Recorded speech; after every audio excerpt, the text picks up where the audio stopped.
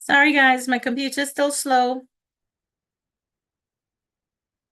2025, I'll get a new one.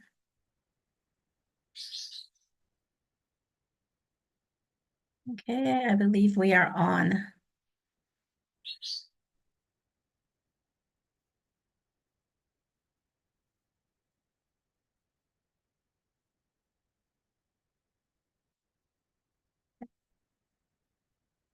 Hi, good afternoon, everyone. Happy holidays.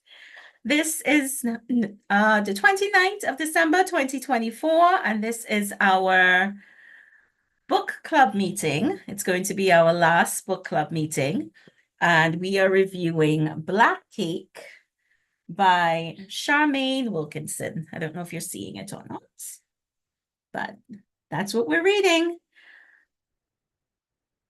I will be your host. I'm Gersha, and I thank everyone that's taking time out of their busy schedules to read today and to share and to discuss this work with us. So I'm going to jump right into the first reading. But before I do, I just want to give a little synopsis of the book. So, Black Cake by Charmaine Wilkinson. We can't choose what we inherit, but we can choose who we become. In present-day California, Eleanor Bennett's death leaves behind a puzzling inheritance for her two children, Byron and Benny, a black cake made from a family recipe with a long history and a voice recording. In her message, Eleanor shares a story about a headstrong young swimmer who escapes her island home under suspicion of murder. The heartbreaking tale Eleanor unfolds, the secrets she still holds back, and the mystery of a long-lost child.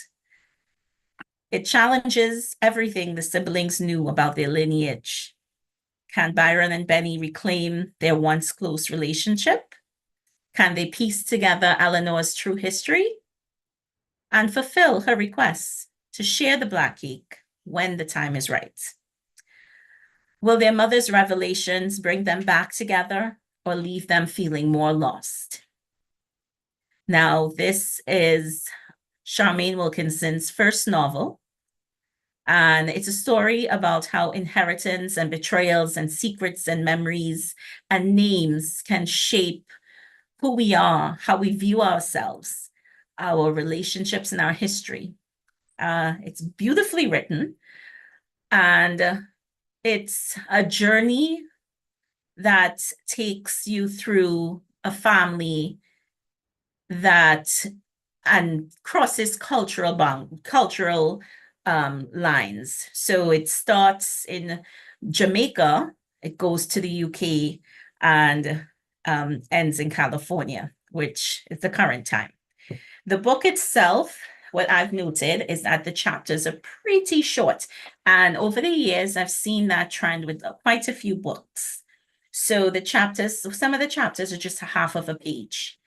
And it jumps back and forth through time. So you will be reading about the children now listening to the recording their deceased mother has made, and then it goes back to her history.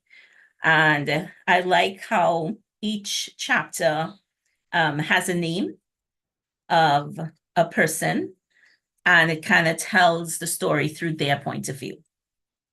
All right, so that's a little about the structure of the book and a synopsis of the story. So now I'm going to jump into my reading. And I always like to share the first page of a novel because I think for many that is the most important page in the novel. It's one that I certainly pay attention to as a writer. Then 1965. He should have known it would come to this. He should have known the day that Hawk Gawi wife of his ran away from home. Now forgive my accent with the Jamaican patois. Should have known the day he saw his daughter swimming in the bay as the storm bore down on her. Should have known when his parents dragged him to this island and changed their names. He stood at the water's edge, now watching the waves crash white against the rocks, waiting for his daughter's body to wash ashore.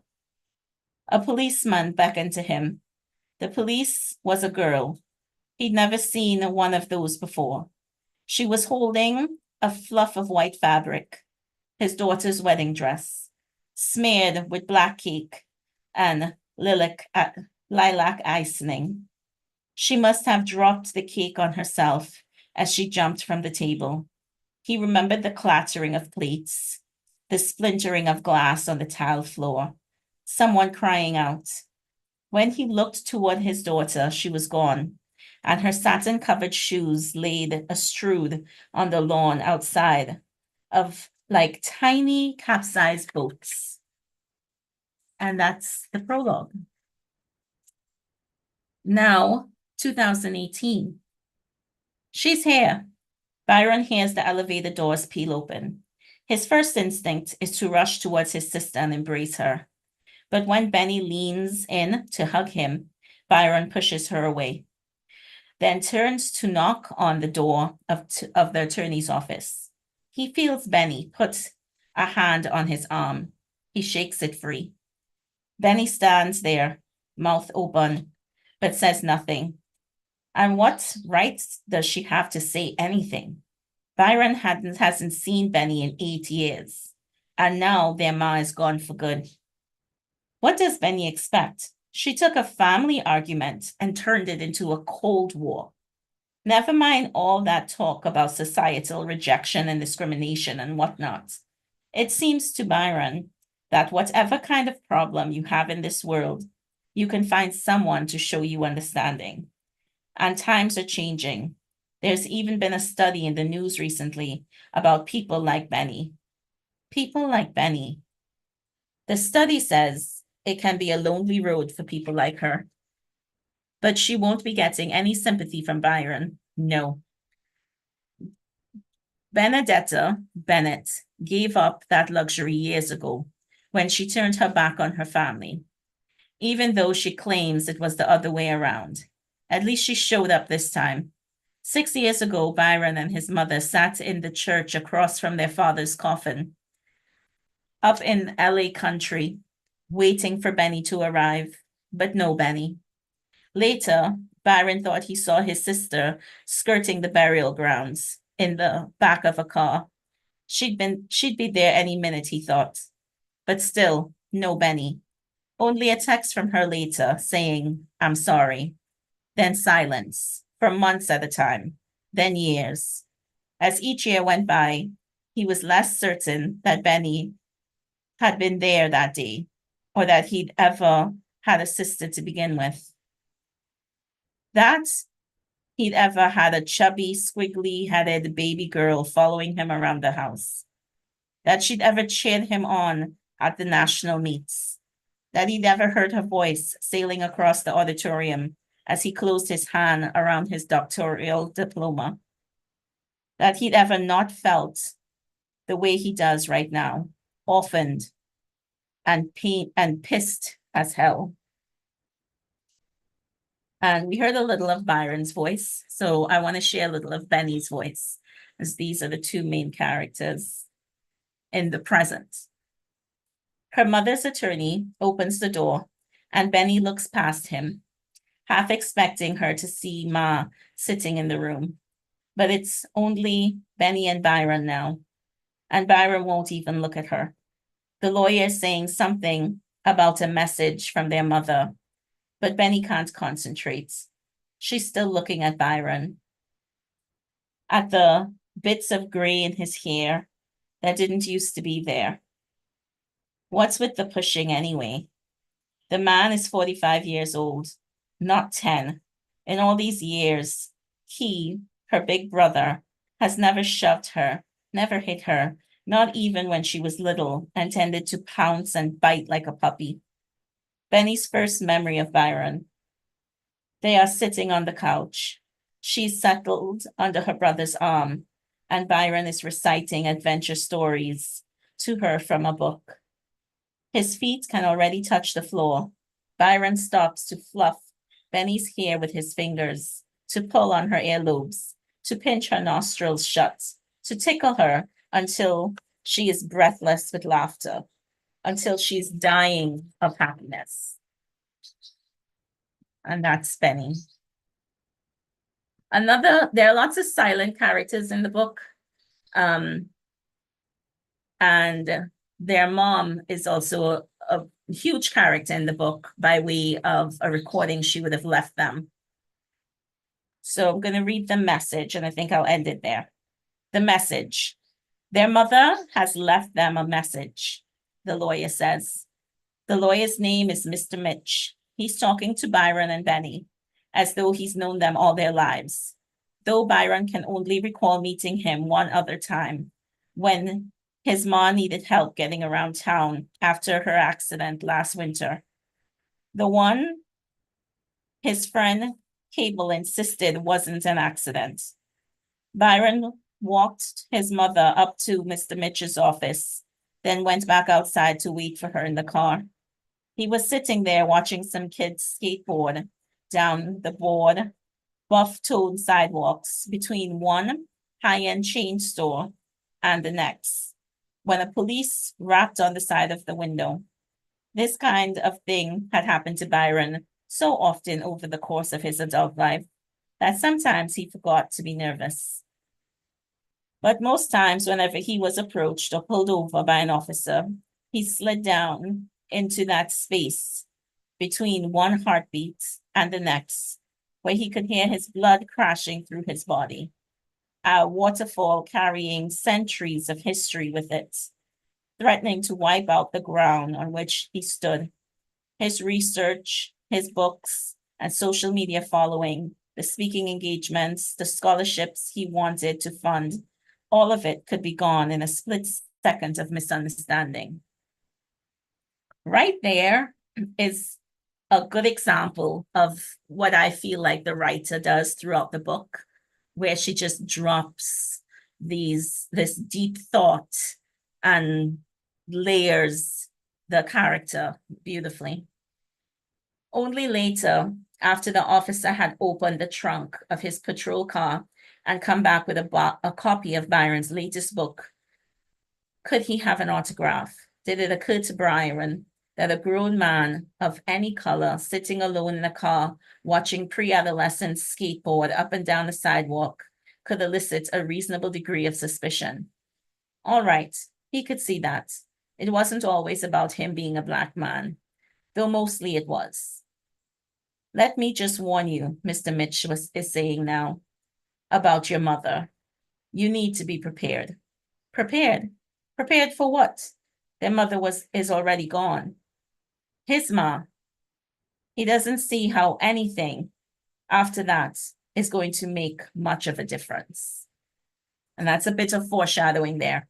But I like how she pulls, and this is a good way of how she pulls back and forth through the timelines. So she's able to discuss what's actually going on in our today, we can relate to today, our now time of, race relations with police officers and things like that. And then she goes right back into the story. So it's a little bit a taste of what Black Cake has to offer. So I am going to ask if anyone has any comments or anything stood out to them. Well, just to thank you for doing the setting, because then we'll be able to make the links as we go along. Thanks.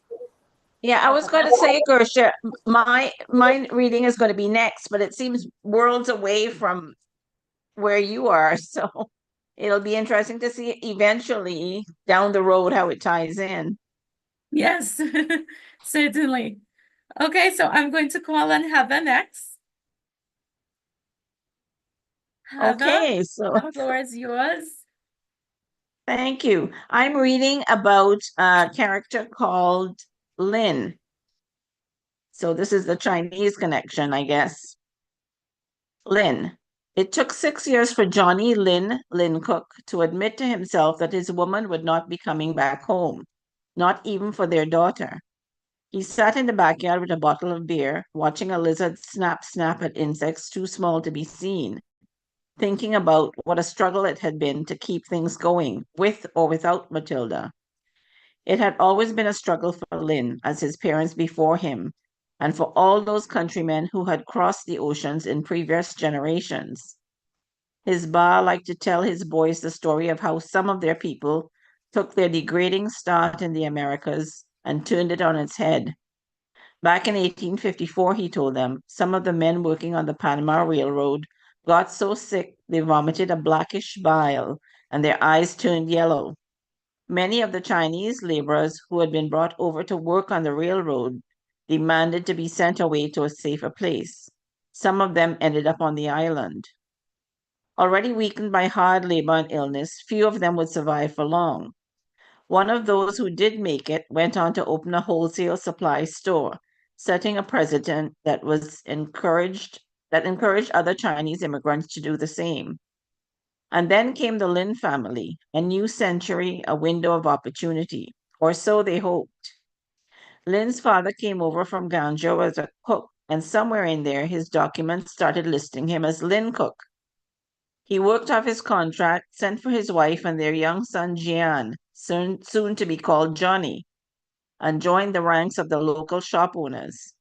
When he finally opened that first store, he put up a sign above the shop, Lin's Dry Goods and Sundries, and folks soon took to calling him Mr. Lin and his oldest son simply Lin. Later, there would be another store and other sons with English names, but getting to that point turned out to be a hard path to follow. Fish tea, that was all they had to eat most days when Lin was still a pickney. Lin's mother would make the broth with a fish head and serve it with a bit of scallion and a Scotch bonnet pepper for as many days as she could.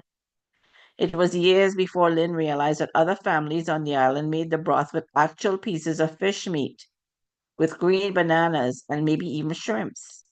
But by that time, his parents could afford other things. The family shops were finally making a profit. His father would cure pork and hang slabs of it on hooks around the veranda, and the boys would sit in the yard and watch the pieces twisting in the breeze. But that was later. In the early years, only Lin's arithmetic lessons kept his mind off his stomach.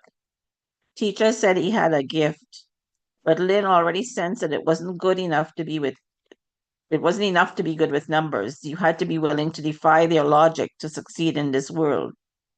You had to be willing to take a chance. Even as a boy, he could watch the men play sufa and guess the odds. In high school, he started betting on horses. Then he discovered the cockfights and held his first fistful of dollars, breathed in the smell of paper money mixed with dust and blood, breathed in his first real chance at a future. Lin learned that you could improve the odds of winning by keeping tabs on how a man bred his birds, on which supplements he gave them. The extra cash helped to modernize his father's stores, helped his parents to buy a house with tamarind and breadfruit trees. It was a good thing, too. In all, Mama Lin had given birth to 4 boys, but there were only 2 of them left after the tuberculosis, and only Lin had remained in town. Lin had always been loyal to his family. This was the way he had been raised. When betting brought in good money, he always gave some extra to his brother's widows and children. And then Covey was born. He hired a helper, Pearl, the best cook in the parish, because that was what Covey's mother wanted. But then the money stopped coming in. In time, the breeders of gamecocks found steroids that could plump up a bird, but they also made an animal harder to handle, especially when it was fitted with blades. One owner up in the next parish died after his own bird slashed through his arm.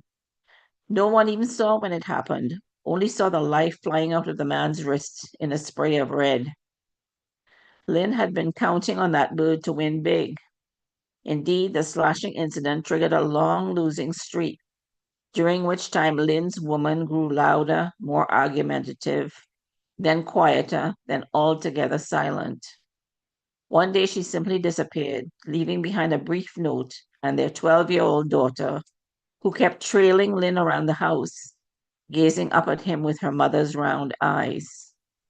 Lynn suspected Matilda had left him under the influence of all that Rasta Black Power independence business that was going on in the streets, though she used to complain because Lynn wouldn't give her a formal marriage. That, and because he kept going to the cockfights.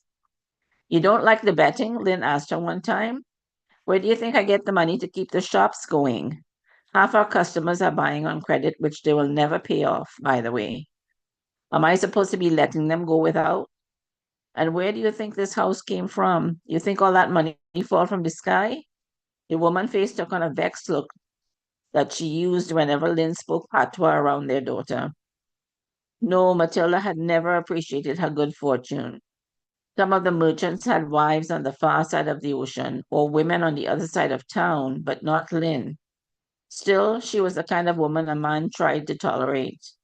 All that skin billowing out of the top of her skirt, the way she would march their daughter straight into the waves without hesitation, aggravating Lynn and exciting him at the same time. In the tired but hopeful years after the end of World War II, a lot of fellows who came back to the islands after serving in the Royal Air Force with such talk of nothing but going back to Britain. Some of the Chinese lads from the capital were leaving the island for Florida, but Lynn didn't want to immigrate again. He wanted to improve his lot right where he was. Matilda, 2 years younger than Lynn, said she liked his attitude. When they were alone, she would run her hand over the top of his head and say she liked the funny hair of his, black and straight and coarse as a brush. Lynn could have married someone else. Lynn's mother had been fussing with him to take up with the right sort of girl, one of the new ones who had come over from China, someone who knew the proper way to clean the house for Chinese New Year, someone who would know how to prepare the small envelopes of feng bao for the children, someone who knew what to cook for good luck, whose presence would make the family proud when important people came to visit for the holiday feast. And he knew that Matilda could not have sat idling long. All she had to do was find someone who was better off. Was she could train her eyes on some hotel owner far up the coast, or even one of the movie stars who had managed to get rich despite lounging on the beach half the time. But then Matilda told him she was pregnant, and he understood this was what he wanted, to live with Matilda and their child. Love was a mystifying thing, and the way it could corrode doubly so. Yes, Lynn needed to accept the fact that it was just him and his daughter now. They had been abandoned. Within 3 years, Kobe's shoulder and chest had puffed up, and she was taller and swimming faster than any girl and most boys in the parish. Eyes took on an edge that Lynn recognized as his own. The girl was like him. It wasn't just a matter of talent. She wasn't just having fun. She was driven to win. Covey kept winning, but Lynn kept losing. The funny thing was, Lynn knew better. He knew better than to gamble without taking a break. He knew better than to spend all the cash on liquor. Lynn never forgot a number, and entire armies of them in his head. But he couldn't for the life of him remember the date on which he stopped being able to stop himself. At some point, Lynn began to think again about the men who had moved away, considered selling what was left of his belongings and going back to China. What China? His one remaining brother said. You belong on this island now. What China? Then there was Covey. Lynn knew he couldn't take her with him, not with her mother's brown face and long nose and her English talking. Probably he hadn't said more than a word or two to Covey in Hakka since she was still in nappies. She would never find herself a husband over there. He was wasting his time, he knew, fretting over a girl child who was already getting fresh with him, talking back in that modern way, instead of doing what she was told. He suspected that Kobe was already a lost cause. Still, he stayed. The end. Thanks. Very interesting, Gersha. Thanks for reading. That's a little glimpse of her mother. So Byron and Benny's mother is the one that was left by her mom and raised by Lynn. And Lynn is quite an interesting character, to say the least. Well, I am intrigued. Yeah, so Kobe is the one in the wedding dress that ran into the ocean, right? Yes.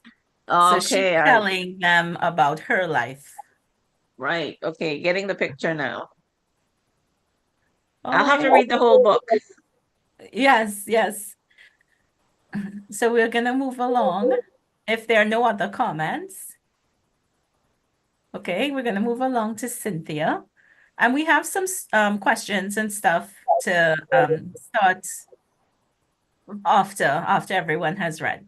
So there will be discussion later on. Cynthia? Thank you. I'm reading about starting with Byron. Byron and Mr. Mitch are slouched on the living room furniture, scrolling through their respective smartphones and waiting for Benny to come back into the room. Byron is pretending he hasn't just had a huge argument with his sister, and Mr. Mitch is pretending he hasn't just heard it. Byron's phone rings and he sees it's Lynette again. This time he answers. Lynette, how are you? No, how are you? I'm so sorry about your mom, Byron. Weird, this super polite conversation after 3 months of radio silence between them, after the way they left each other. No, correct that. After the way Lynette left Byron. But now that he hears her voice, he's glad he's made the effort. She's made the effort. His ma really did like her. Lynette says she'd be at the funeral service tomorrow. Maybe we could talk afterward, Lynette says. Could we do that? Sit down somewhere together? Sure, if you want, Byron says. Yes, says Lynette, I do. Actually, there's something I've been meaning to talk to you about. Oh, there we go. So she does need something from him after all. Lynette, Lynette, Lynette. It used to be easy to talk to her, but that was the old Lynette, before they'd fought and she walked out on him. Byron wishes he had someone like the old Lynette to talk to right now. He'd tell her about his mother's recording, about the black cake tucked away in the freezer. The old Lynette would laugh at the cake. She would say, That's just like your mom, Byron. And she would have Byron chuckling too, right now, despite this cavern of loss in his rib cage. His mother and her black cake was what had gotten Benny into baking to begin with. He didn't see why his parents were so surprised when she started talking about wanting to go to Europe to take culinary classes.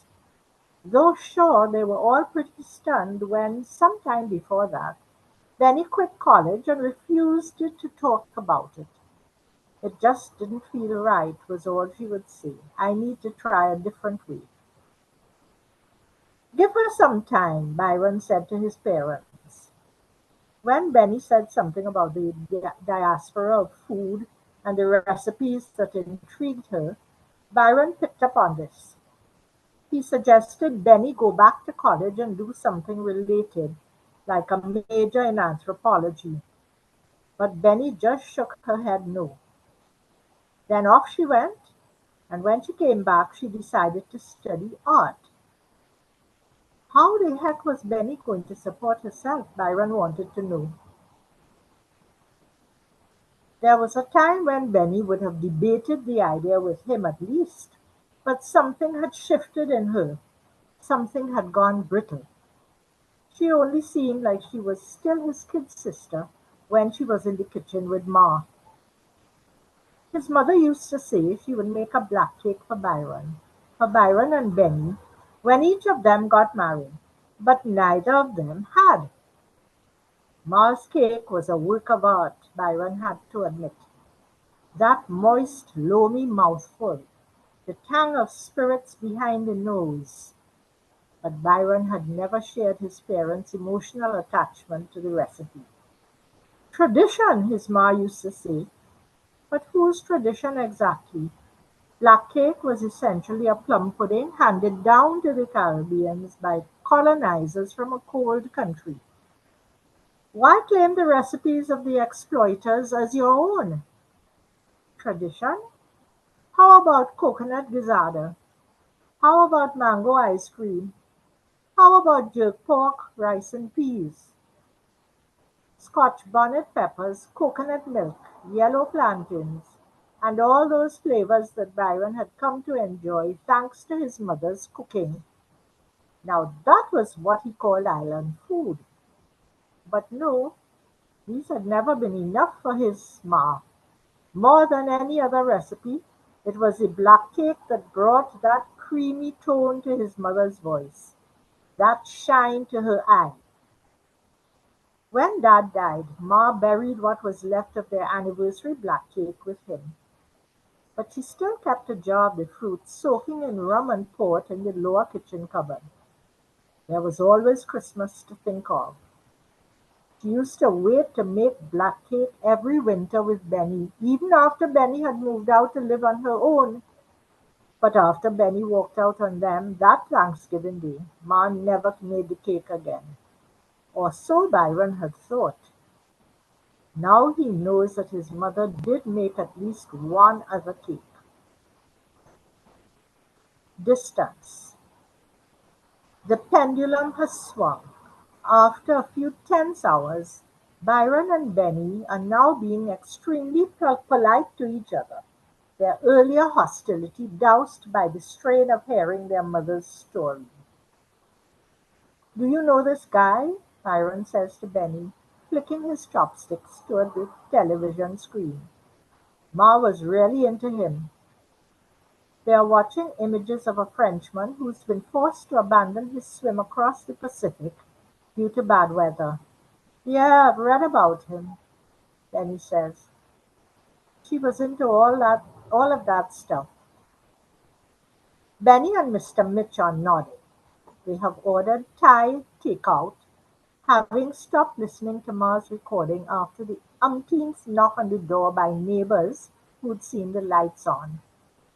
Earlier, Byron took one look at the grief casseroles in the fridge that visitors had brought over and decided that he just couldn't go there.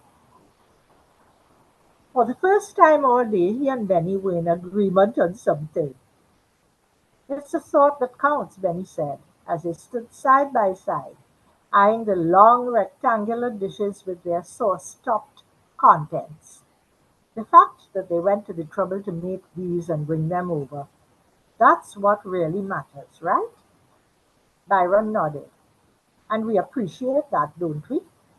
"We do," Byron said. "Let's serve them tomorrow after the funeral." Byron started scrolling through the numbers on his smartphone for the name of his mother's favorite takeout. But now as they sit around the kitchen table, they're all stabbing at their dishes without actually eating anything. It's too late in the evening now for anyone else to come by the house. After this break, they've agreed, no cell phones until they get further along in their mother's recording. There's no way they'll hear the entire thing before the funeral tomorrow, though. They're just too tired. Strange, Byron thinks, how it can be hard to keep your eyes open at a time like this, even when the most important person in your life is gone. Even when you hear your mother's voice telling you that much of what you grew up believing about your family was a lie.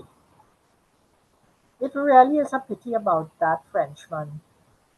Byron had been following his swim too, especially the science aspect, the collection of samples, the campaign to improve ocean health.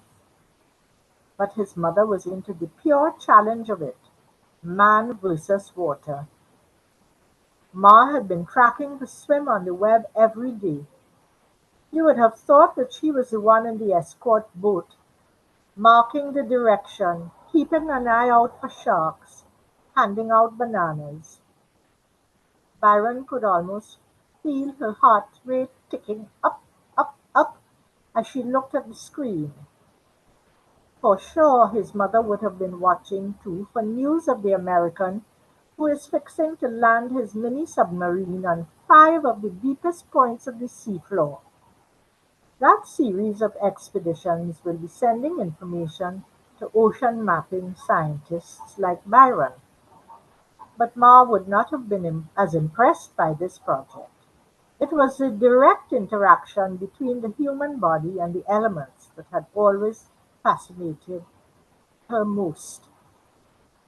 He was intrigued by the look on his mother's face as she peered at the French guy's website. The same look she'd get whenever she stood at the breakers, looking out over the sea. Is that what he looked like? Byron wondered, right before he slammed his board down on the water.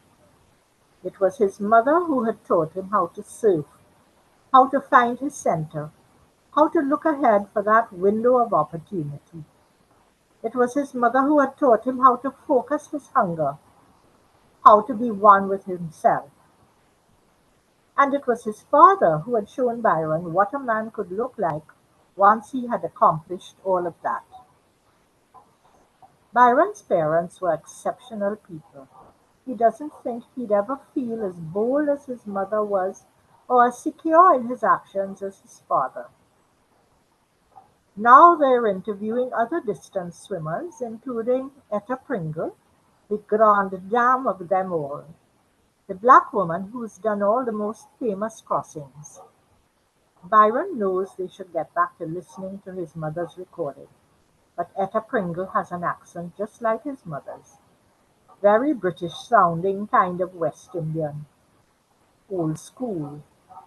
Last winter, when his mother's leg was broken after that so-called accident of hers, Byron took her to see Pringle speak at the convention center. Distance swimming is like a lot of things in life, Pringle told the audience that day.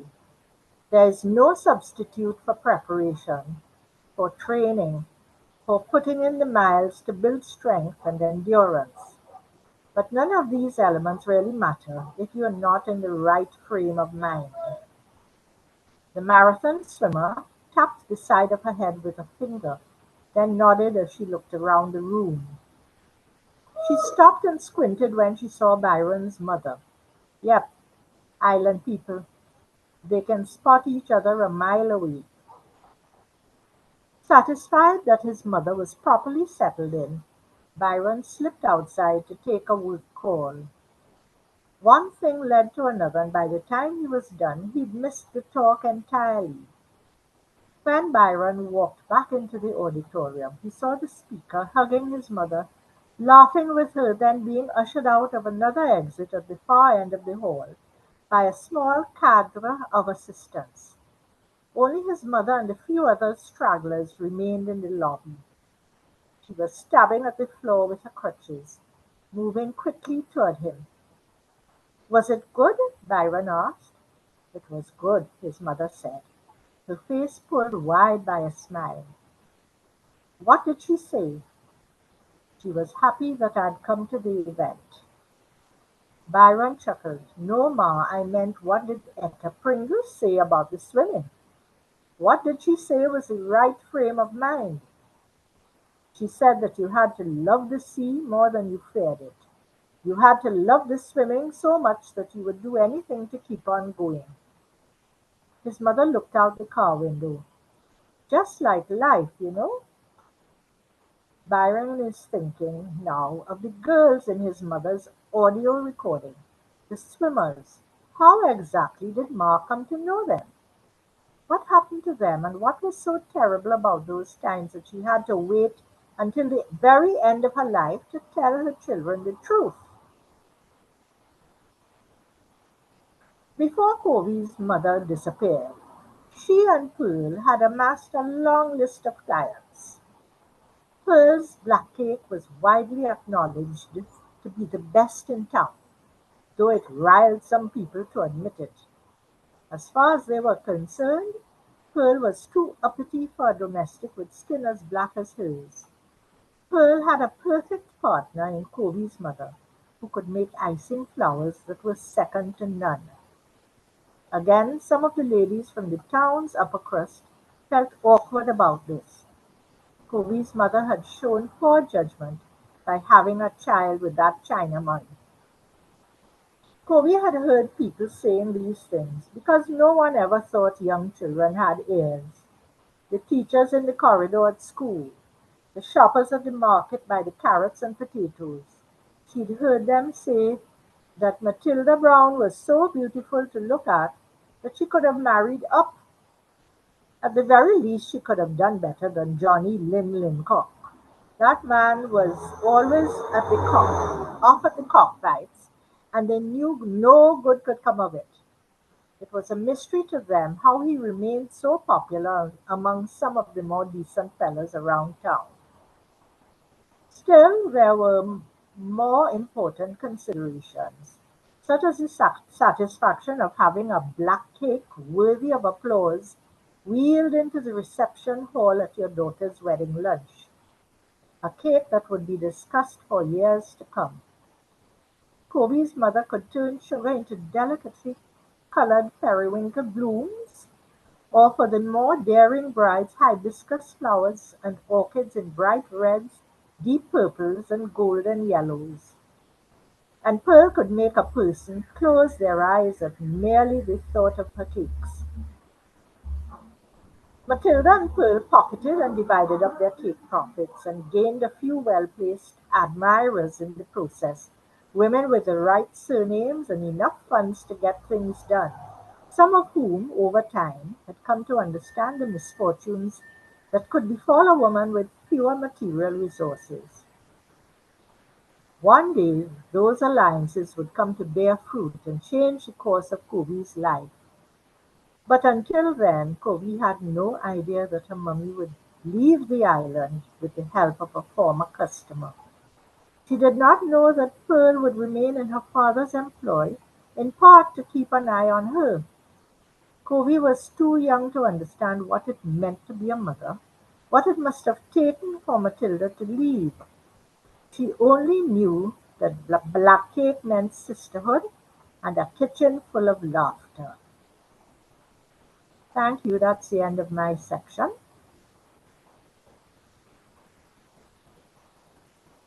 Thank you for reading, Cynthia.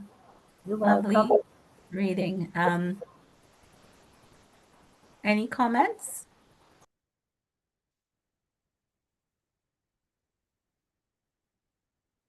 This part is where you got a little hint of Pearl and what was going to happen leading up to it, the sacrifices that was made for her, and how it really changed her life.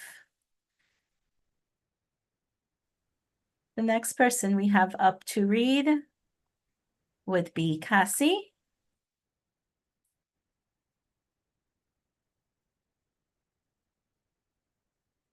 Cassie, please unmute.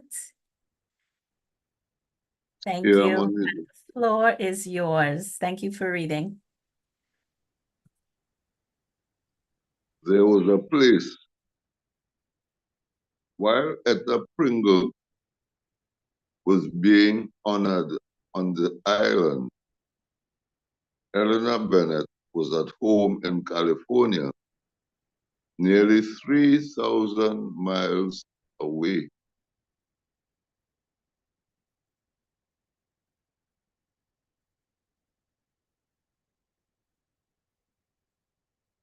Looking at her laptop, she noted with satisfaction that Pringle was trending on social media.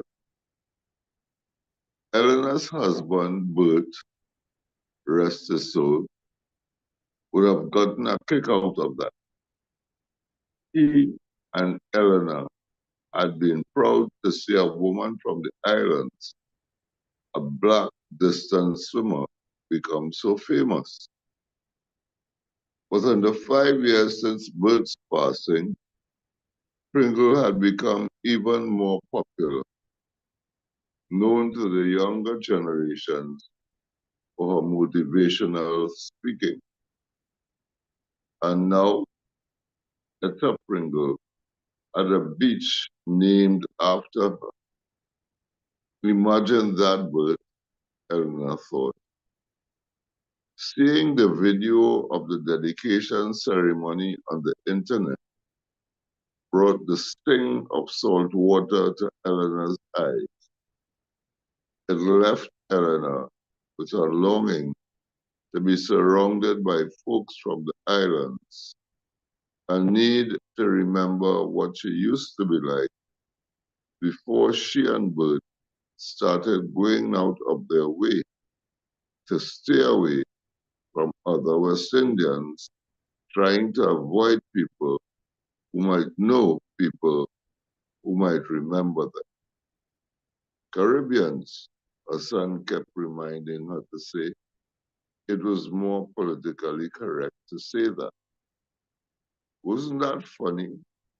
How her child was telling her what to call her own home.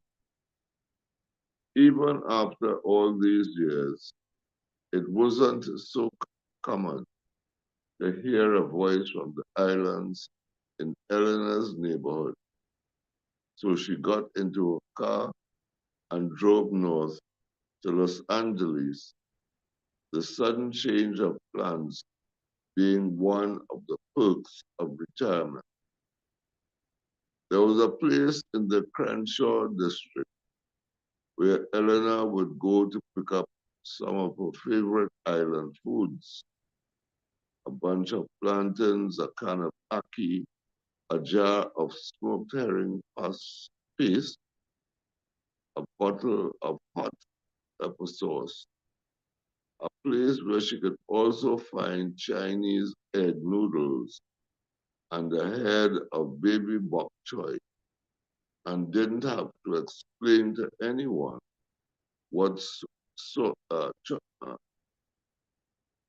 swimming was. Chow mein, that's was. Didn't have to explain that it wasn't so much Chinese food as island food. A little over an hour later, Eleanor was walking along the aisles of the shore, running her fingertips along the jars and burlap sacks, watching mostly brown faces leaning in to read the labels, listening to chatter in different accents and languages. Near the baking supplies, a soft-armed saleswoman in a purple skirt and a yellow top was giving an in-store demonstration. When it comes to black cake, the woman was telling a small group, a base of marzipan or almond paste is essential to successful icing. As she spoke, she dusted a cloth-covered board in front of her with confectioner's sugar. Once you have the cake ready, you want to cover it in a layer of marzipan before applying the icing. Otherwise, all that rum and other good stuff that makes your cake so special will cause the icing to go runny. She nodded and pointed. Has that happened to you? Yes. The saleswoman dumped a wad of almond paste onto the sugar-dusted surface while people asked questions. Then she patted it down and picked up a rolling pin. Any of you here ever watched that English woman on YouTube? The one who's always talking about different ethnic foods. You know the one I mean, right? She does some interesting shows on local traditions around the world. She claims that black cake is not an authentic Caribbean recipe. She tips her head to the side and raises an eyebrow. Laughter bubbles up from the crowd. She says she wouldn't have black cake without the Europeans them coming over to this part of the world and bringing certain foods over here. She says the recipe comes from a mixing of different cultures. Different cultures. Well, what does she think the Caribbean is? Anyhow, someone kissed their teeth, and a buzz of comments went around the group of onlookers. Eleanor breathed in the almond smell, remembering the kitchen in her childhood home, the marzipan spread out on the kitchen table, Mommy and Pearl gossiping and tittering. Eleanor tried not to think back to those days too often, to the days when she was still Kobe, to the days before her mother went away. But on this day, she let herself imagine what it might be like to go back to the island today. What if she could wander through her hometown unseen, past the old school grounds, past the swim club, toward the house where she grew up with its white cement walls and corrugated tin roof and red hibiscus blooming at the corner? What if she could stop to pluck a naseberry from a neighbor's yard, stop to snap and strip a frond from a dwarf coconut tree? What if she could step into the backyard where her father used to play dominoes with the men and stand just behind him and simply be his daughter again before the weaknesses had gotten the best of him? What if her mommy was still there? What Eleanor could return? What if Eleanor could return without having to explain where she had been all these years? Then yes, she would go back. She would gather tamarind pods from the floor of the backyard and sit on the concrete steps of the veranda near the orange spikes of the bird of paradise. She would show her children how to crack open the pots, pull off the strings, and roll the pulp in a bowl of sugar. She would take them down to the cove to swim on the sea. But you didn't just disappear for 5 decades and then go back as if nothing had happened. She wouldn't try to go back anyway. If she couldn't take all anyway, if she couldn't take all three of her children with her. And after 50 years, Eleanor still had no idea where one of them was there.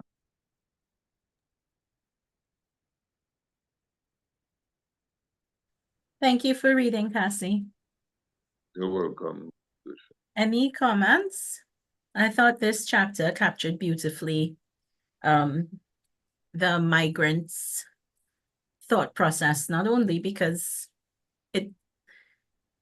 yes, she changed her name and yes, it's her past, but I feel even if she hadn't, there's always this point where you want to go back home. You want to reconnect with your culture. Well, that's true of me as well, Gersha, having been away from home so long. So yes, that was a very poignant passage for me. And I think it plays out throughout the book as well, where each character, and I think with the few chapters that we've read, you see each character wanting to go back and wanting to relive certain moments. All right, we have one more reader coming up. And it's June. June, thank you so much for reading. Welcome.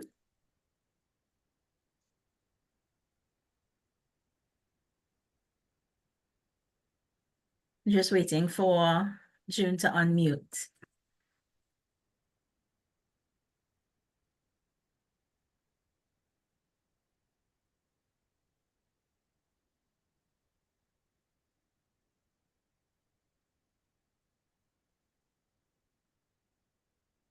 In the meantime, are there any other comments on the reading at all? Cassie, any thoughts?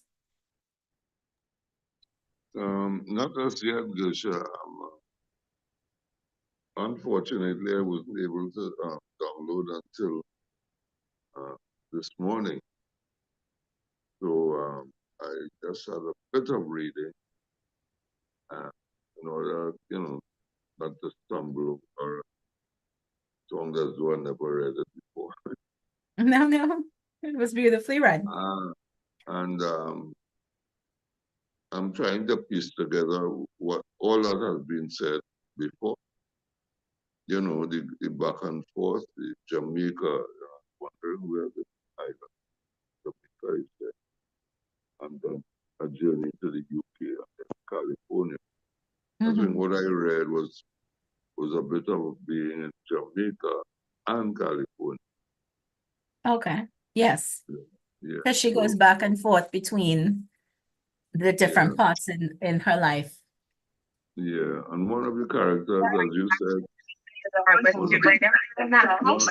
Okay. one of the characters, as you said, or a lot of the characters, as you said, are silent. And I was wondering, what role Pearl played in all of that. And well, I only found out that they were kind of making black cake together and kind of chatting away. But well, Pearl was when her and Pearl was basically I don't want to say the help, but the person that came to cook and clean for the family, or cook for the family rather, in the book. So when she was a baby, they took on Pearl, and when the mother left, Pearl filled the motherly role for the main character, the deceased mother, Conde. That's the Okay, guys, just Hi, June. We're hearing you. We're just hearing a little static. Yes, too much. I'll try again. No, but we're hearing you well right now. So if you want to continue, Okay. it's fine. Good. Okay. All right. So I will give you the floor. and totally right back to you. I don't know if you have a radio on or something, but we're hearing that in the background. No, that isn't. I don't.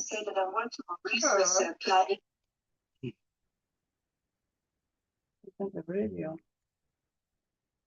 I don't know what it is. PowerPoint, okay?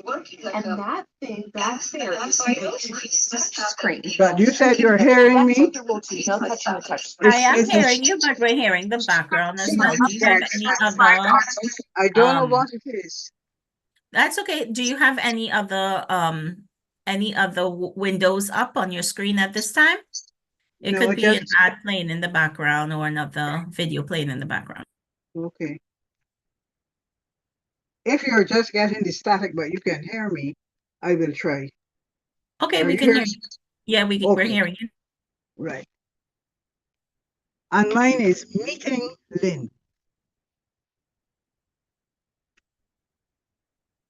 They are rounding the corner past a house with a burst of yellow and orange crotons and a lanai enclosed with mosquito screening. As they park the car in the driveway and walk to the nearest door, Byron sees a small swimming pool under the lanai.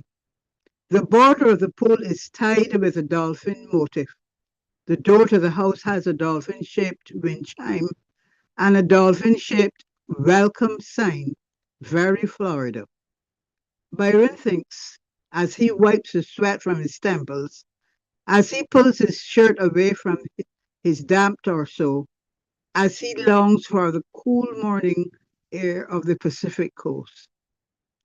A small, fleshy woman answers the door. She has toothpaste, add teeth, and a Cuban accent. Come in, Mr. Lin.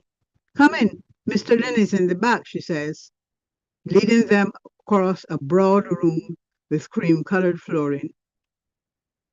Byron shakes his head as he walks. Why are they even here? Do they really have to meet this man? The nervousness he's been feeling on the ride over from the hotel is morphing into a kind of irritation, compounded by Marble's presence. Sure, Johnny Lynn Cook is her grandfather too, but it's different for her. Her whole relationship with their mother and this family is different. By the time he gets to the next room, he's decided he's going to have it out with this man who is supposed to be his grandfather. This man whose irresponsible behavior and betrayal drove Byron's mother away, nearly killed her, causing her to lose everything and everyone she knew, and sent her ultimately into circumstances that no young woman should have to face. Byron sees an old Chinese guy with hair as black as coal sitting on a wicker sofa. Next to him, next to him is a cane and a glass topped table packed with photo frames. He bows his head as he uses the cane to push himself up from the seat. He's a tall man, this Johnny Lynn Cook, but he's a wispy looking character, except for the hair, monochromatic and thick as a wig. The side table has photos of children. This man probably has other grandchildren. This man who does not deserve to be called grandfather. Always respect your elders, Byron's mother used to say. What his ma really meant was always be polite, always be considerate. But no, Byron thinks, if we really mean to respect people in their maturity, then we must acknowledge them as fully formed individuals with long histories. Sorry,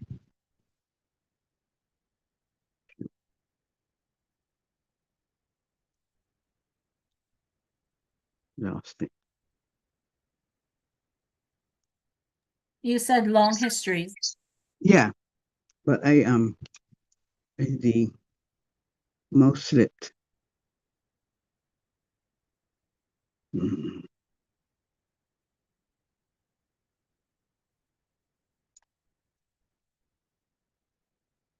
I've lost it.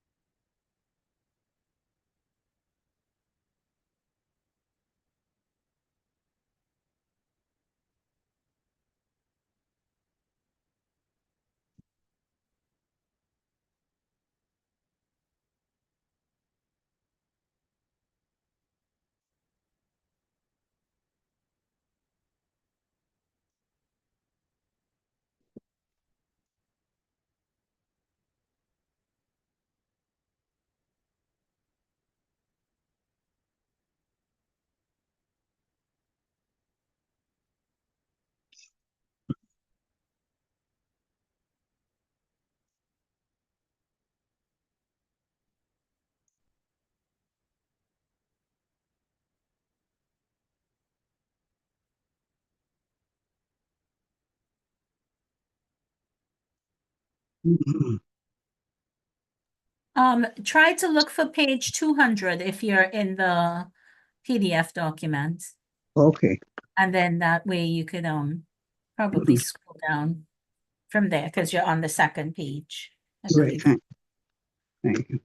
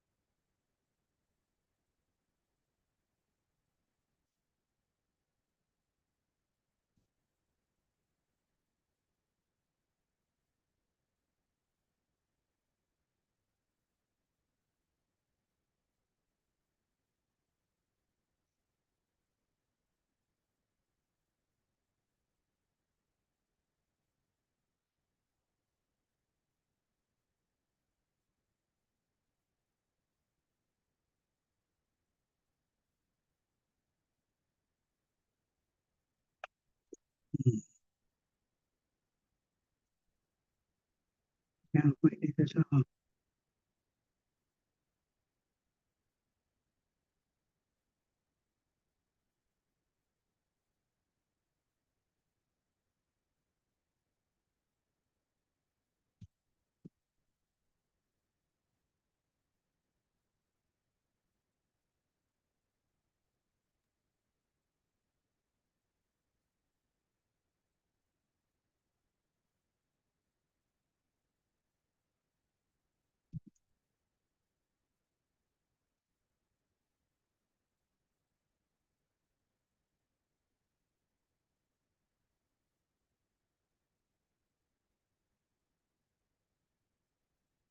I'm going to have to let somebody finish. I can't find it again. Hi, no worries, June. It's okay. If you could take your time to find it if you'd like. In the meantime, I'll go over a couple of the questions that at least I was looking at in the story, which would be a big part of the story is resilience because the character went through quite a lot from losing her mom to her dad betraying her to having to move from Jamaica to England to then losing a close friend in a very tragic way in an accident. And each time she was able to bounce back. So I'm just wondering, in terms of resilience, what we could pull from our own selves and our culture that would reflect that. And in terms of her resilience, is it something where you feel like it's a good thing, or it was actually to her detriment a lot of times because she just seemed to always be running? I also wanted us to kind of look at into Benny, because Benny was certainly a frustrating character. Benny and Lynn, I find, was frustrating for me to read, because Benny took the argument with her parents, and it was a very simple argument in terms of her father asked her when she would be bringing someone home to, introduce. And she said, well, can it be a girl or a guy? And, you say that to a Caribbean parent, you're opening a bag of worms right there. So they got into an argument, and that's what caused Benny to stay away from her family for so long. And Byron didn't quite understand Benny's choices because there's a terminology that's called respectable Black. You're the Bill Crosby Black.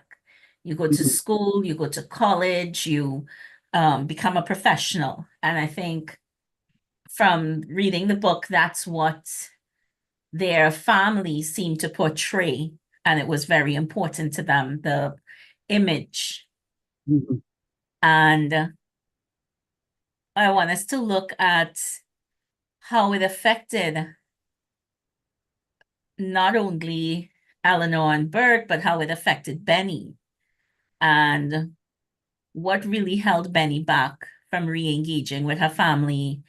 Her mom would call her and leave messages, and that's basically how she communicated with her mother up until her mother passed. Her mom would call and leave a message, and then Benny would know what was going on. And she didn't really want to. She did even something she was passionate about, like her artwork. Benny didn't want to sell the artwork. She got offended that people were offering her so much money for her art. So it's an interesting character. So I don't know if we could look at her a little bit. And then there's other parts I wanted us to look at. Sometimes the stories we don't tell people about ourselves matter even more than the things we do say. Yeah. And that's a quote from Eleanor. And I'm just going to call her Eleanor for now because the different names that she went through in the story, she ended as Eleanor. But that's a quote from Eleanor. And I was wondering if you guys agreed with that quote or not. So I have two more questions, but I'll check in with June to see if she found her places yet. Nothing yet. Nothing yet. Okay. So I'll continue. Then I wanted to think a little bit about the backstory and the writing, the author's choice of how she chose to narrate, going back and forth between the past and the history, and what your thoughts would be about that. It was interesting to me, but I almost wondered if it would have been if she had left out Benny and Byron and just stuck to the meat, which was Eleanor's story of how she became Eleanor. Could have been called Becoming Eleanor instead of Black Cake. If how an author's choice and how we decide to tell a story, how it really affects the story and the narrative. And if we thought it was a different narrative that we would have chosen if we were to write the story. And the last question, because there's only 5 questions I've written, the book is filled with a lot of maybes and going back and wanting to change things. And do we feel as if this happens quite a bit in Caribbean homes, especially because a lot of Caribbean people do tend to migrate? Are we losing our family? Are we losing pieces of our lineage when we go and we migrate somewhere else and we meld into someone else's history? So that was my last question. So those are the questions I'm throwing out there. Of course, I'm sure some other people may have their own.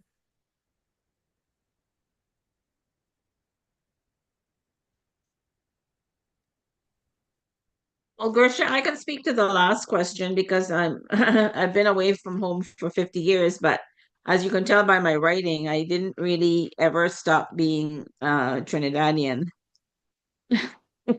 You know, some of my little Trini sayings might be dated. It might date me into like, well, you came here in the 70s, but they're still there, you know, and yeah.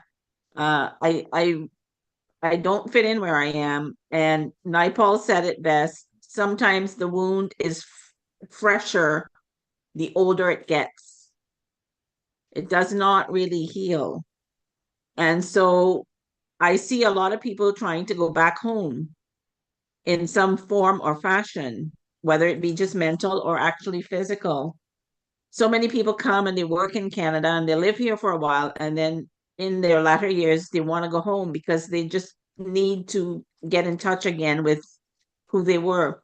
I think this whole thing about, you know, the British and the Canadian missionaries coming to Trinidad in particular sold my parents' generation this whole dream that life was better elsewhere when it really wasn't. Because you got to come here, you got to work just as hard, probably even harder. And then on top of that, you have to assimilate to some extent to get along. If you don't assimilate to some extent, you always remain on the boundaries. You know, you got to work as a person of color, you got to work harder than the white people do just to get by. You know, you can be twice as good, twice as smart, twice as better, but you can't let them feel that because they don't want to know that. You know, in other words, you know, racism can be it's real. And yeah, so it's yeah. I mean, if I could go home again, if you know, I do dream about a little beach house in my arrow, and I know that there's crime, and I know there's all this stuff. There's crime here too. So yeah, you know, with all But that, Heather, I still want a beach house in my arrow. I see the flip end of that though, because I have friends, parents that are migrating back. I have clients that are migrating back. And they always get to a point of frustration with the culture because they've been out of it and immersed in another culture for so long. Even though they view themselves as Trini, they don't fully grasp, when you go to immigration or when you go to someplace else and you have to deal with services and government services and stuff, certain things we view as normal, they view as like, oh, this is like it's the end of the world. It's such a horrible customer service. And it's like, ah, we're dealing with it. So Actually, I've heard that. I've heard that from Trinidadians here in Canada. Oh, I went home for Christmas. I wanted this done or that done. The storekeeper promised me to come back at 2. I came back at 2. He wasn't there. He wasn't going to be there for the rest of the day. And yeah, so that I can fully appreciate that we've gotten acclimatized to a certain kind of service level and whatever here. So yeah, I could see that it could be, both ways. it works. It's definitely different. Where you are out of the culture, so it almost works against you. Cynthia, you wanted to jump in? Yes, I just wanted to say, and the trouble is that, Heather, while you were away, well, just read anybody is away for that length of time. When you come back, uh, Trinidad or wherever you go back to has changed. So, it's sort of a 3-step thing. So I feel like that. That is why I have just stayed. No, but I feel like that when it comes to Boston because it's like, okay, what are you going back to? Because the restaurants I used to frequent, like some of them didn't survive COVID. A lot of my friends have moved to different states. So it's almost as though every time you pick up and you migrate, you have to rebuild this life, And Well, so that's what's sad about this whole situation that, people like me find ourselves in, is that you really, in the end, cannot fit in anywhere. And that's the whole story behind my Circe's Dance novella. In the end, the Nyla, the character that has left Trinidad, and she comes back and she realizes she'll never fit into Canada. She does not fit into Trinidad. And so you're really, marooned for the rest of your life. And the thing is, the extra sadness in my case is I didn't really choose it. I think it's different when you've chosen to come, but when my parents came and brought me, and it wasn't my choice, but I was just at the age, I was 18, so I was just at the age of knowing better that I would have wanted to stay. But because I was a part of a family, I couldn't stay. So I don't know. I don't know. I think I don't know if this quote is apt, but Frederick Douglass, knowledge makes a man unfit to be a slave.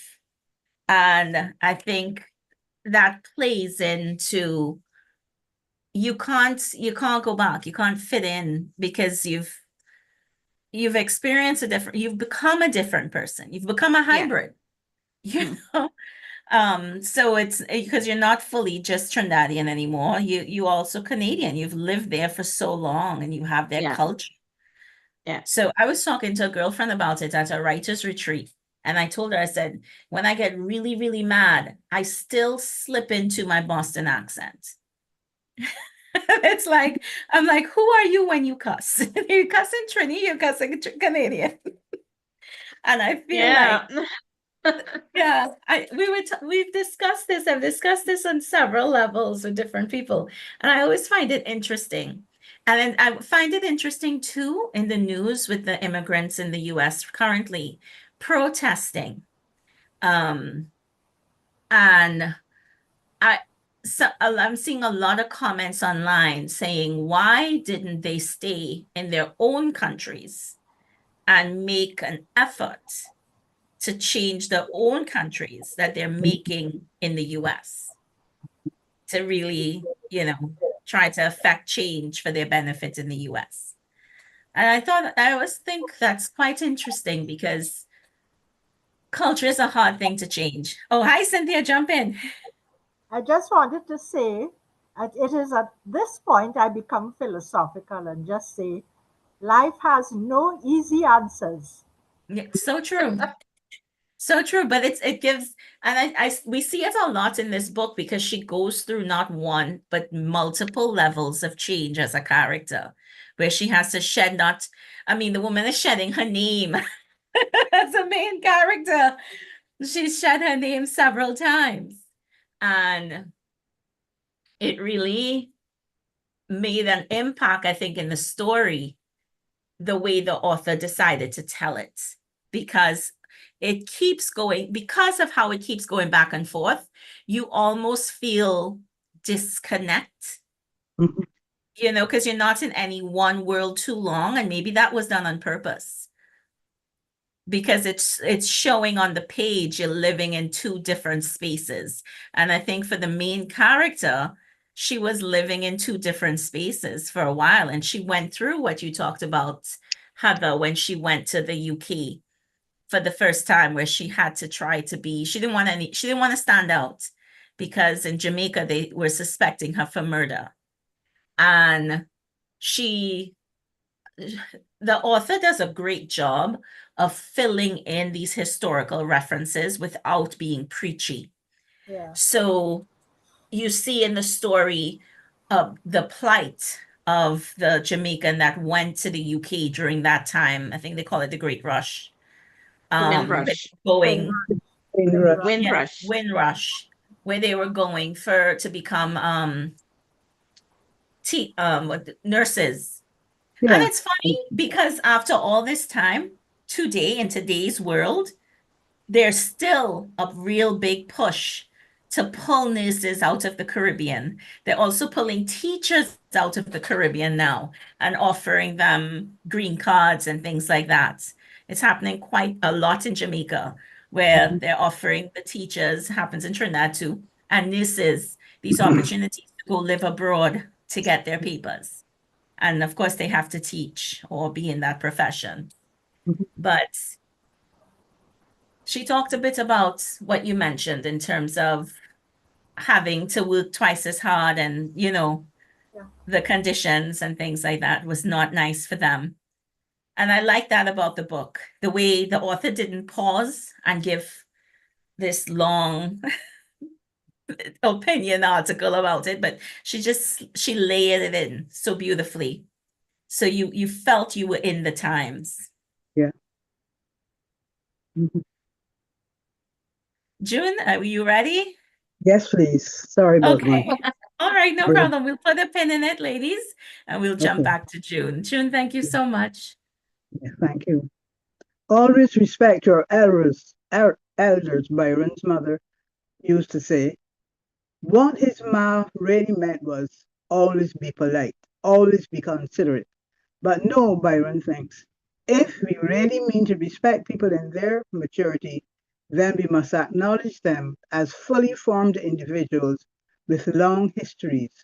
We must be prepared to see them as they are, to recognize that, this is a bad word, to recognize that a shit is a shit, young or old, like this man who ruined his mother's life. This man does not deserve Byron's courtesy. Johnny Lynn Cook does not say hello, does not shake their hands, does not invite them to sit. He merely opens his mouth and stares at Marble.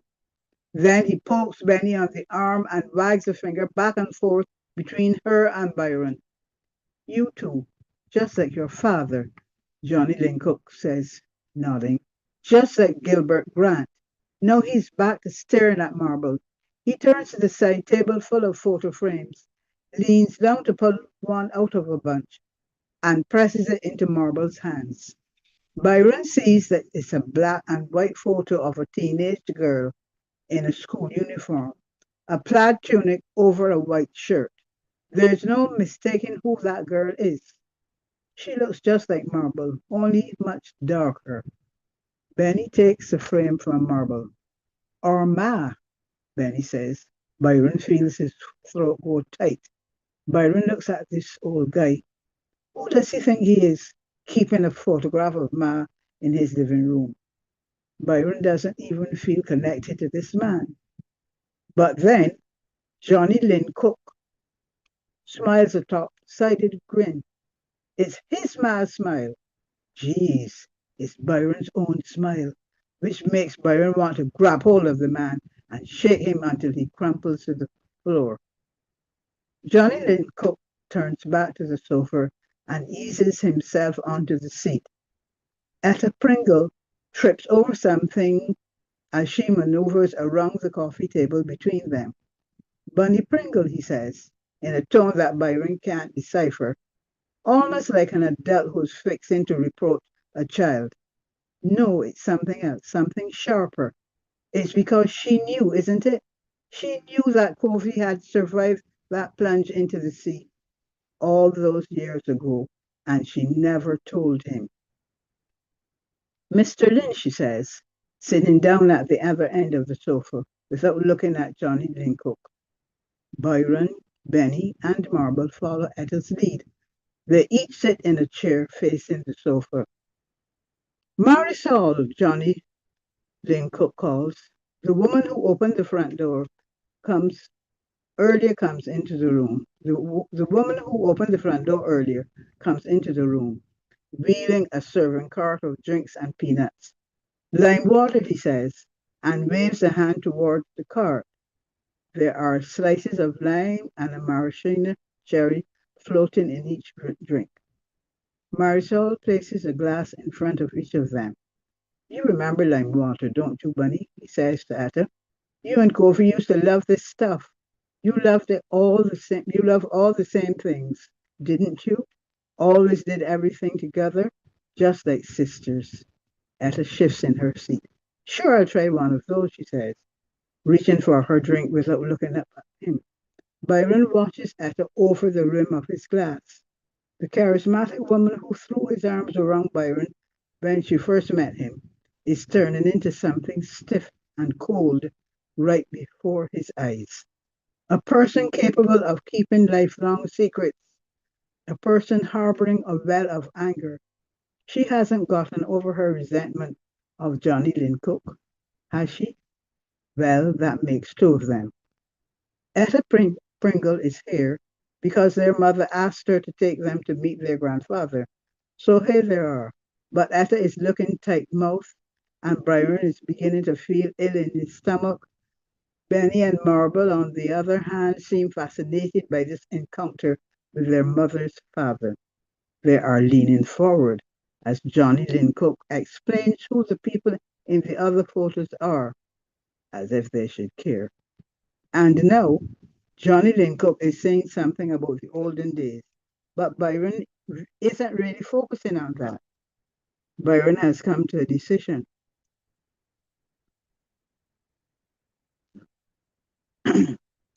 Byron has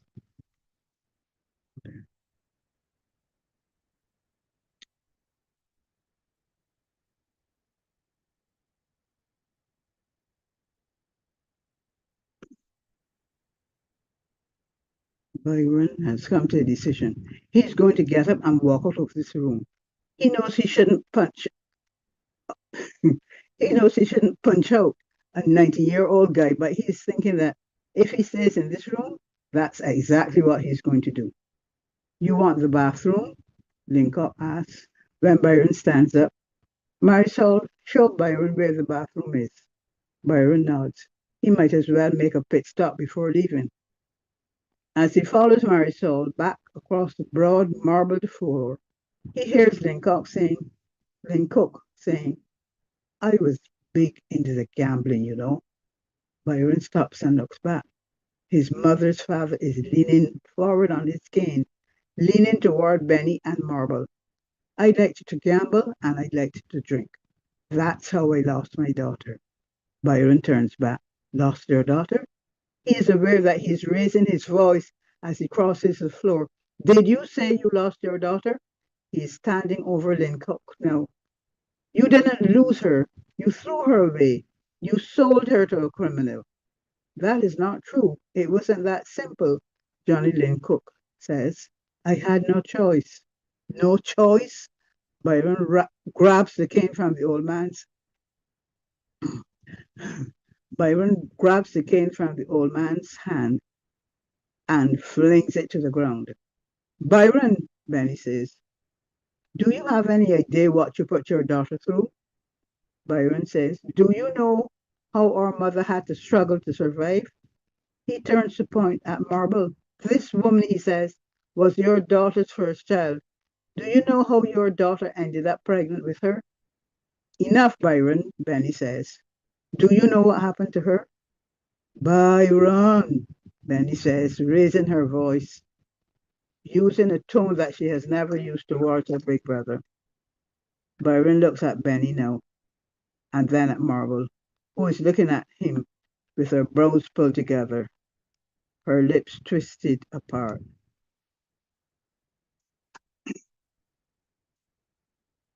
Her lips twisted apart. Sorry, I am.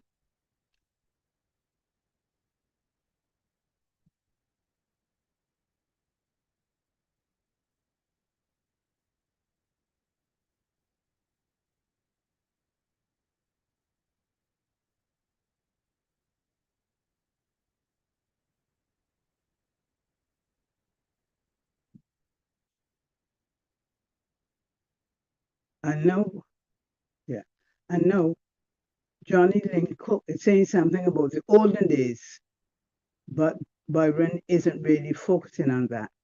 Byron has come to a decision. He's going to get up and walk out of this room. He knows he shouldn't punch out a 90-year-old guy, but he's thinking that if he stays in this room, that's exactly what he's going to do. You want the bathroom? Lynn Cook says when Byron stands up. Marisol, show Byron where the bathroom is. Byron nods. He might as well make a pit stop before leaving. As he follows Marisol back across the broad marbled floor, he hears Lynn Cook saying, I was big into gambling, you know. Byron stops and looks back. His mother's father is leaning forward on his cane, leaning toward Benny and Marble. I liked to gamble and I liked to drink. That's how I lost my daughter. Byron turns back. Lost your daughter? He is aware he's raising his voice as he crosses the floor. Did you say you lost your daughter? He's standing over Lynn Cook now. You didn't lose her. You threw her away. You sold her to a criminal. That is not true. It wasn't that simple, Johnny Lynn Cook says. I had no choice. No choice? Byron grabs the cane from the old man's hand and flings it to the ground. Byron, Benny says, do you have any idea what you put your daughter through? Byron. Byron says, do you know how our mother had to struggle to survive? He turns to point at Marble. This time, this woman, he says, was your daughter's first child. Do you know how your daughter ended up pregnant with her? Enough, Byron, Benny says. Do you know what happened to her? Byron, Benny says, raising her voice, using a tone that she has never used towards her big brother. Byron looks at Benny now and then at Marble, who is looking at him with her brows pulled together, her lips twisted apart. He wipes the perspiration from his nose. He shouldn't have said that. Not that way. Not in front of Marble. He wants to take back what he said. He wants to take back the whole day, but he can't do that. So he walks out of the room, heads straight for the front door. 15 minutes later, Byron is halfway across the causeway when it occurs to him that Etta, Benny, and Marble have no car. And he has all their luggage. Shit. Byron turns back at the end of the crossing. When he gets back to Johnny Lynn Cook's house, the three women are standing at the edge of the driveway, like travelers waiting at the end of a dock for a ferry boat. Benny and Etta each have an arm wrapped around Marble's waist.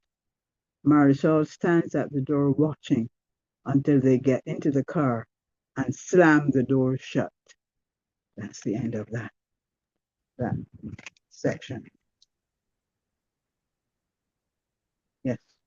June, thank you so much for reading. It was definitely worth the wait. Lovely, right, lovely. Thank you so much. Thank Any you. And comments?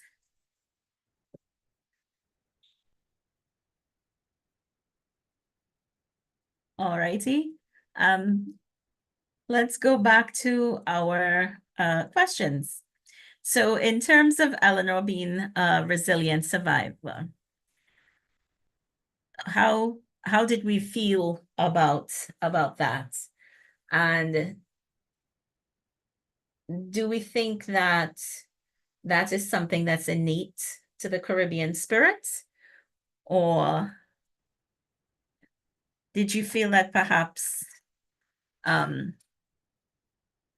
she was too willing to just let go and shed one life for another?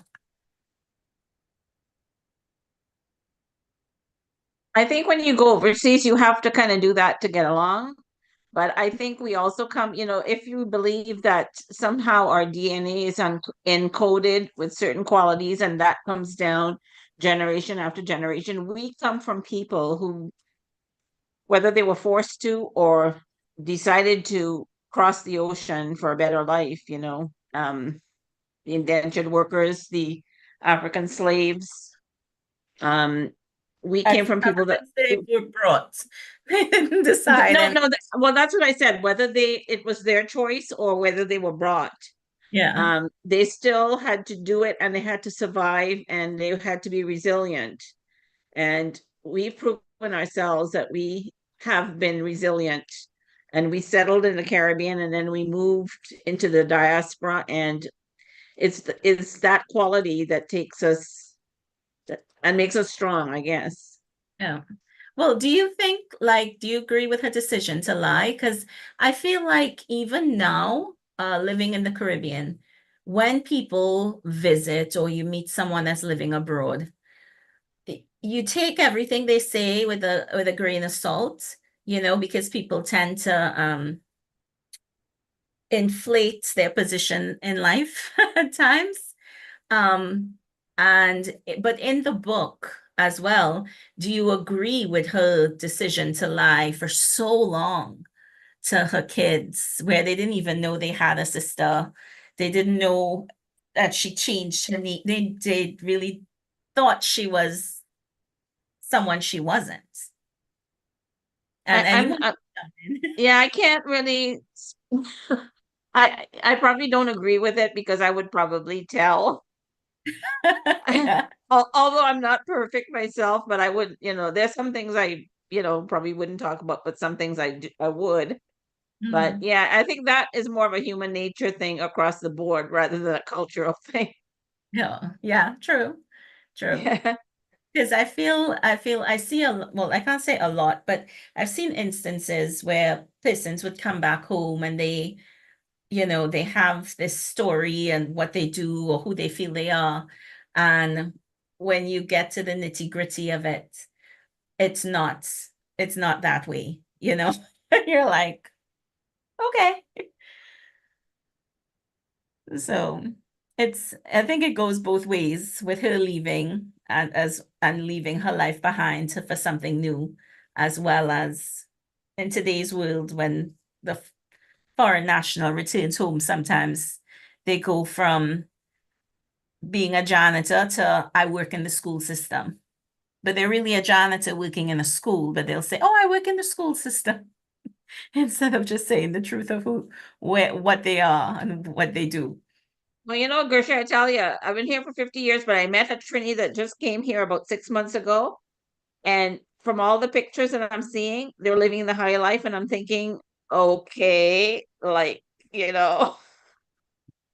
Yeah, it works both ways too, because it goes back, I think, to the trope of the doctor taxi driver.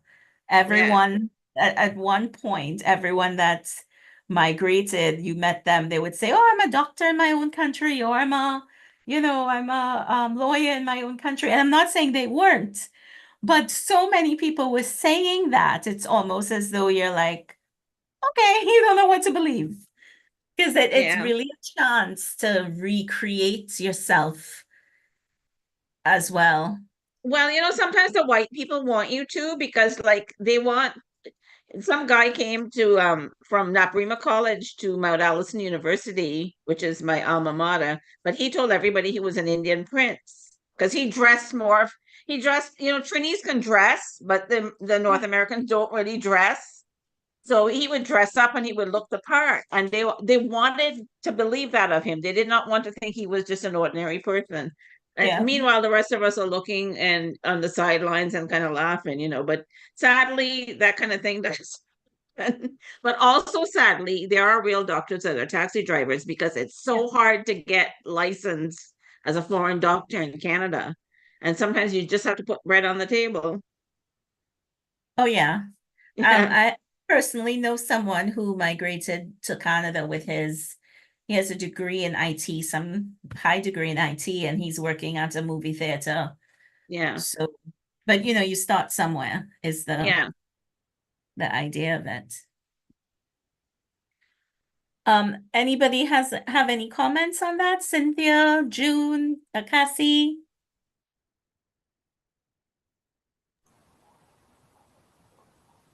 Well, this has inspired me to actually read the book. Now that I have the e-copy, I can do that because Same it's here, same interesting. here. Yes, it's interesting. It's interesting. So it has me quite intrigued, Yes, it is. It is an intriguing read. And the authors, I think when you read as a writer, you read differently. I learned that much later on in my in writing. But so it's interesting to read it, and I really appreciate how she crafted the novel. And what about Benny? Benny turning this argument into a quote. I didn't get Benny. Benny annoyed me a little because from what I gathered, Benny is mixed race, and I am mixed race. And Benny had an incident in college where these girls attacked her, um, and came to beat her up.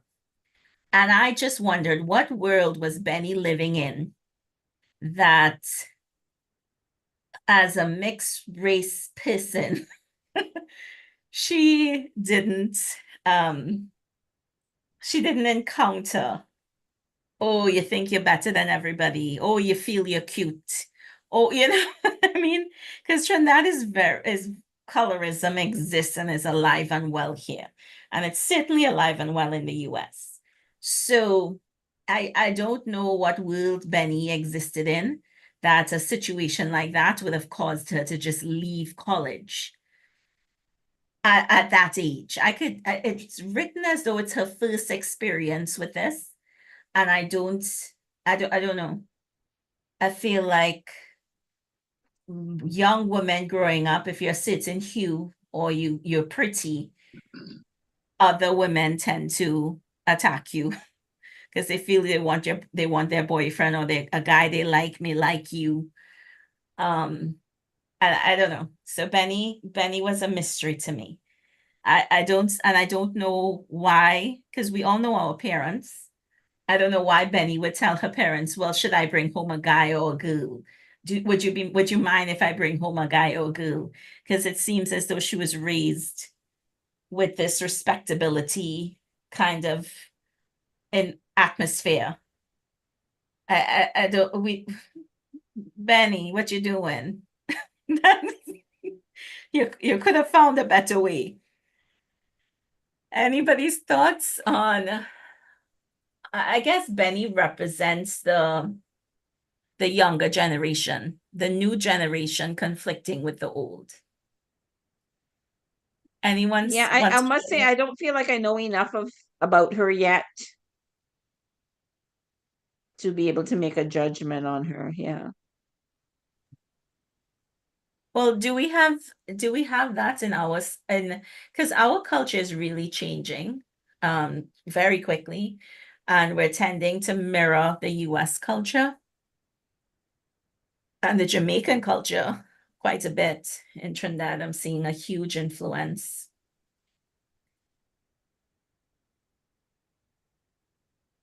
anyone has comments about perhaps the generational clash of the two cultures? Cassie?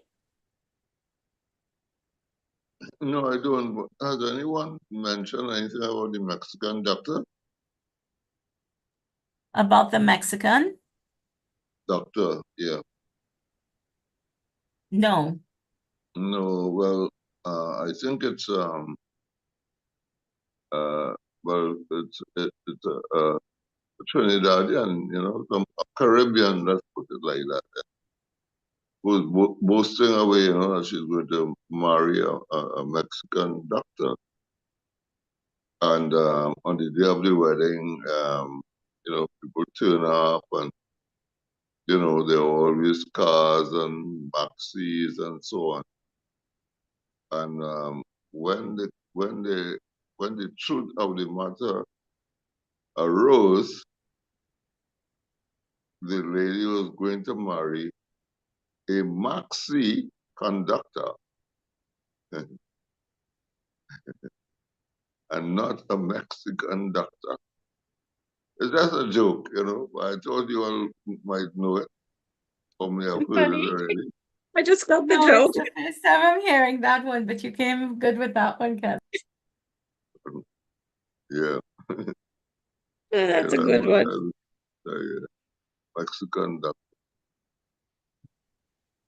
Yeah. And then she was, of course, was talking in a different accent. It was really a maxi, not a maxi. All of that. But one of the things that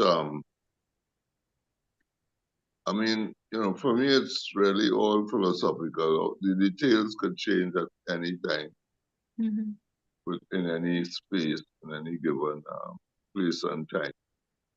But the overriding things that concern me are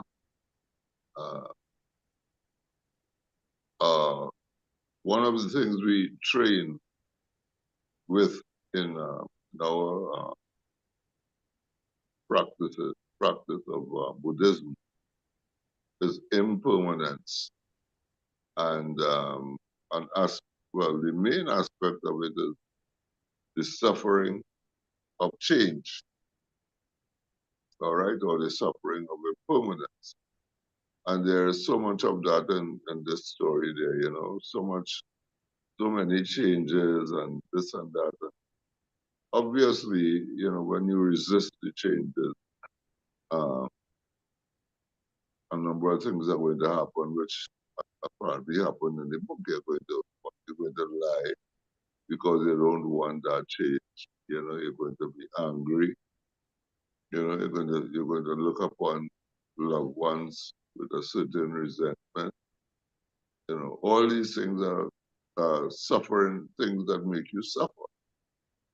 So it just shows the truth of that aspect of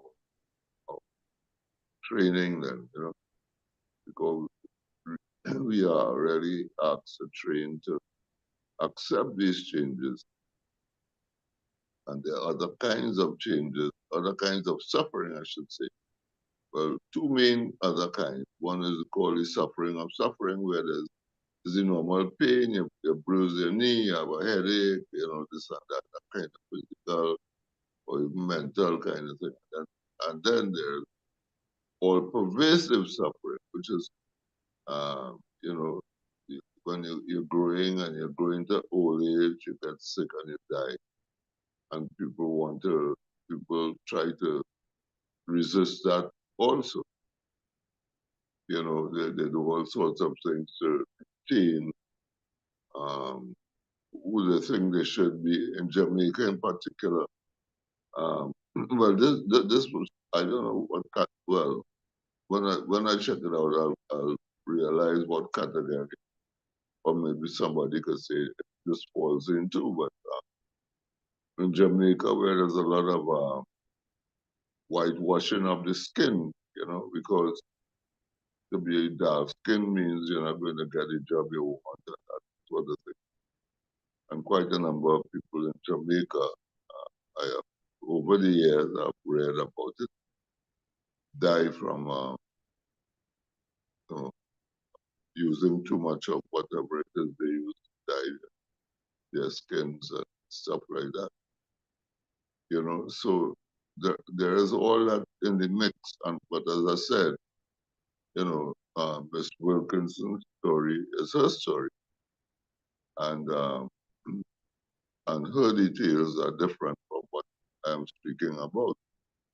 But nevertheless, they relate to the same general idea of what do we do when we are not happy with who we are. What do we do when we are unhappy with our potential? Then I could have been, I could have been this or I could have been that. What do we do? And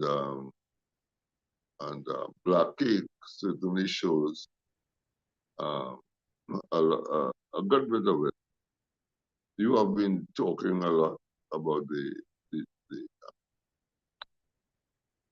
the way that the book has been written, and you have been, Gersha, you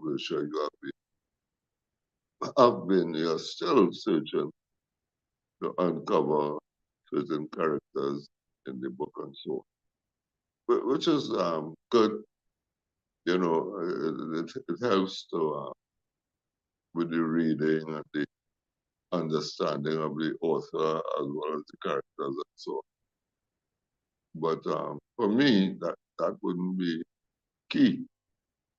That wouldn't be if I should, let's say, purchase the book and read it. What would be key is what I spoke about.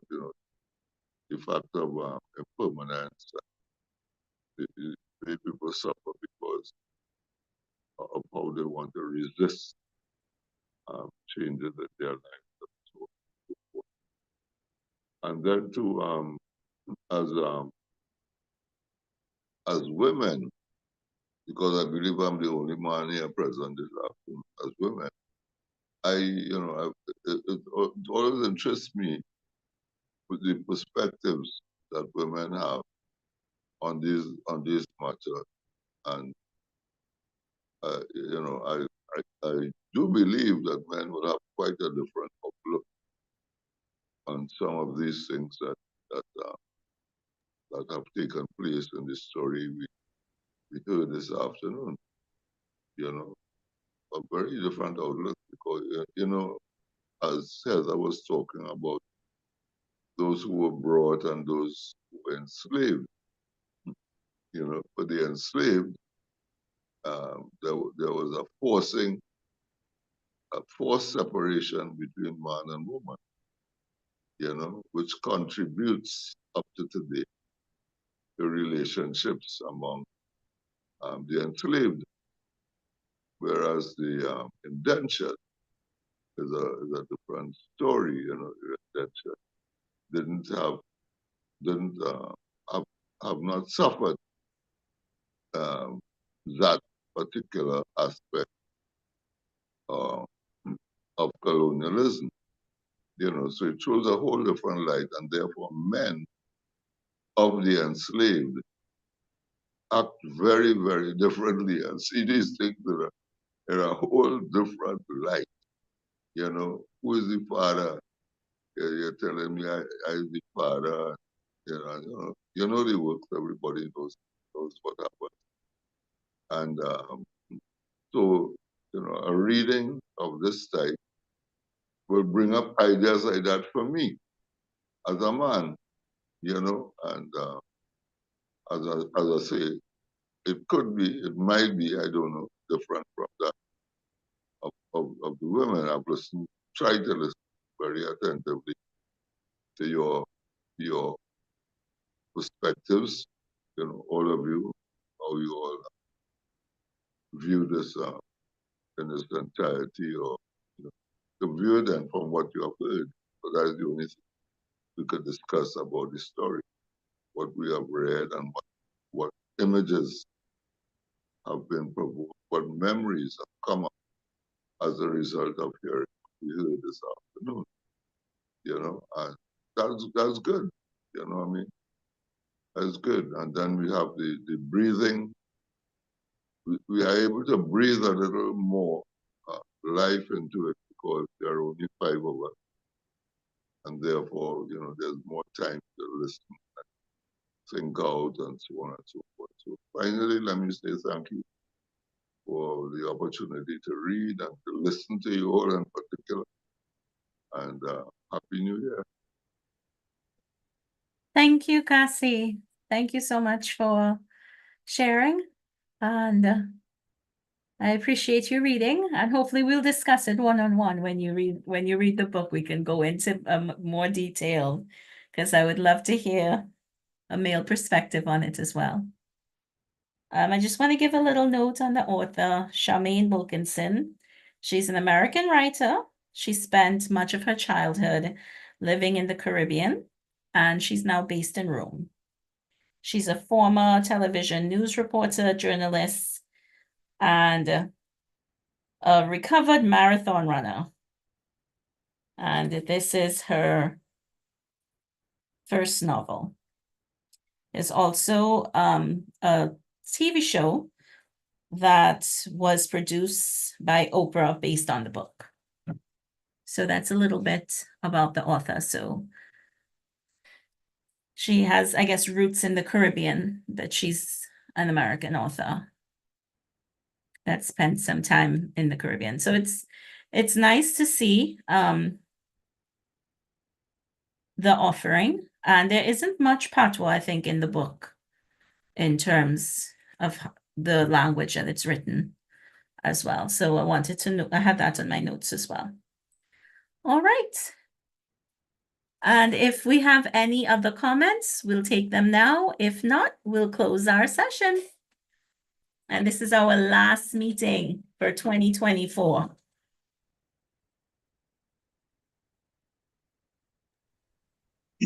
Mine is not a comment on the book, but just a comment on the malfunctioning when I was reading. But I was very happy to have been taking part. I've been challenged to start writing at a previous meeting, and I'm giving that active consideration. But I'd like to wish all of you a happy New Year. We are still celebrating Christmas until the 6th of January, but I want all of us to think of what we will do in the new year to make life more livable. God bless you all. Thank you, June. Thank Same to you. And I wish you a Merry Christmas still and a Happy New Year. Thank you, and the same to you all. Thanks, Cynthia. Welcome. This And was this truly enjoyable. Gershia, truly an enjoyable session. A lot of food for thought. And now, like Cynthia, I'm feel compelled to read the whole book. Yes, we'll have another meeting after. That's one of my New Year's resolutions. But this is our last book club, and for 2025, I don't believe we'll be continuing with the book club. It's going to be a full year for me, so I can't commit to reading the books, but maybe in the future we can pick it up again. Of course, if as I read, because I'm an active reader, so I'm always reading, as I read, I would probably maybe I'll put something out there on what I'm reading if anyone wants to read along.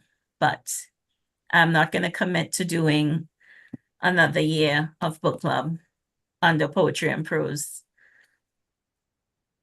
moving forward for 2025. So we have just our regular meetings to look forward to, our writing meetings. I really want to move my writing to the forefront for 2025. I hope with everything going on, time allows that. So, because I want to move that into my major focus of completing works that I've started, that I've just been leaving laying about, and then I started something new, then I leave it laying about, and then I start something new. So I really want to work on finishing That's my theme for 2025, finishing.